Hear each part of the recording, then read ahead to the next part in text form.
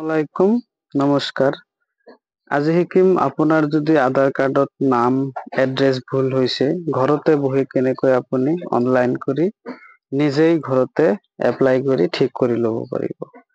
তো এইটো ঠিক কৰিবলৈ হলে প্ৰথমে আপোনালোকে কি কৰিব, আপোনাৰ মোবাইল বা কম্পিউটাৰত আপোনাৰ যিকোনো এটা ব্ৰাউজাৰত যাব। মই ক্ৰম ব্ৰাউজাৰত গৈছো। ক্ৰম ব্ৰাউজাৰত যোৱাৰ লগে লগে আপুনি ইয়াত সাৰ্চ কৰিব UIDAI এই ৱেবছাইটত আপোনালোকে সাৰ্চ কৰিব লাগিব। তাৰপিছত প্ৰথমত যেটো আপোনাৰ আহিছে চোৱা, এইটো প্ৰথমত যেটো আহিছে এইটো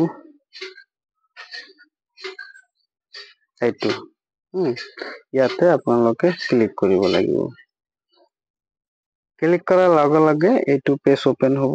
ইয়াতে মই কি কৰিম, এতিয়া লেংগুৱেজ সিলেক্ট কৰিব লাগে। তো মই ইংলিছ লেংগুৱেজ সিলেক্ট কৰিলো।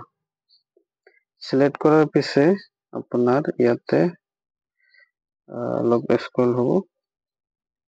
মই ইংলিছ সিলেক্ট কৰিলো। সিলেক্ট কৰাৰ পিছত এইটো পেজ ওপেন হৈ যাব। এতিয়া অলপ তলফালে আহিব। ইয়াতে চোৱা এটা অপচন আছে। এই অপচনটো আপোনালোকে বিচাৰিব লাগিব। সেই অপচনটো হৈছে যে update demographic data and check status. এই অপচনটো আপোনালোকে বিচাৰি ইয়াত ক্লিক কৰিব লাগিব। ক্লিক কৰাৰ লগে লগে আপোনালোকে কি কৰিব, ইয়াত চাওক লগইন অপচন আছে, এই লগইনত যাব। লগইনত অহাৰ লগে লগে ইয়াত আপোনালোকে আধাৰ কাৰ্ড নাম্বাৰ এন্টাৰ কৰিব লাগিব। তাৰপিছত মই আধাৰ কাৰ্ড নাম্বাৰটো ভৰাই আছো।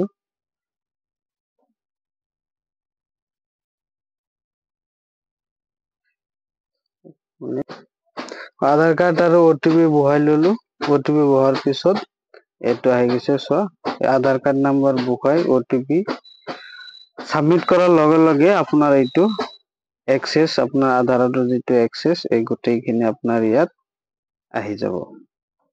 তো প্ৰথমত চোৱা, যদি আমাৰ কোনো আধাৰ কাৰ্ডৰ যদি আমাৰ কিবা ভুল ভ্ৰান্তি থাকে, সেইটো ঠিক কৰি চাওক। প্ৰথমত এড্ৰেছ আপডেট ইয়াতে ক্লিক কৰিব পাৰে। এতিয়া এড্ৰেছত যেতিয়া আপুনি ক্লিক কৰিব, আপডেট আধাৰ অনলাইন ইয়াতে লিখা আছে, ইয়াতে লিখি তাৰপিছত ইয়াত কেনেকে কি কৰিব লাগিব গোটেইবিলাক ইয়াত অপচন লিখা আছে। তাৰপিছত একেবাৰে তলত প্ৰচেছ টু আপডেট আধাৰ।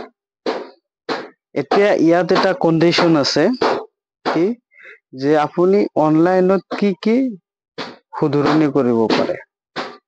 এই গোটেইবিলাক বস্তু আপোনাৰ ইয়াত দিয়া আছে। প্ৰথমত আপুনি এটা কথা হ'ল, নাম আপুনি অনলাইনত কৰিব